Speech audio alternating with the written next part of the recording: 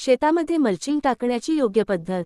तुम्ही शेतीत आधुनिक तंत्रज्ञान वापरता, त्यामुळे मल्चिंग योग्य पद्धतीने केल्यास उत्पादनात 20 ते 40% वाढ दिसू शकते. चला तर मग योग्य पद्धत स्टेप बाय स्टेप पाहूया.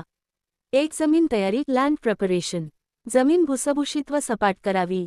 तण पूर्णपणे काढून टाकावीत. शेवटच्या कुळवणीपूर्वी सेंद्रिय खत बेसल डोस द्यावा.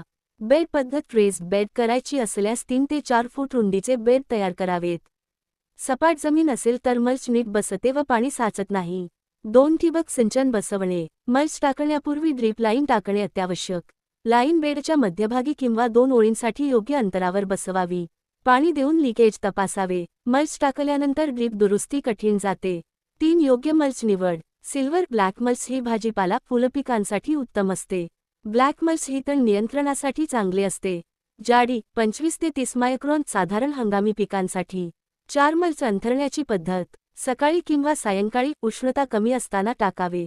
मल्च बेडवर घट पसरवावे. कडांना 3 ते 4 इंच माती टाकून घट दाबावे. मध्ये सैल राहणार नाही याची काळजी घ्यावी. सैल मल्च वाऱ्याने उडू शकते. 5. लागवड करताना पिकाच्या अंतरानुसार छिद्र होल करावे. गरम लोखंडी पाईपने गोल छिद्र केल्यास कडा फाटत नाहीत.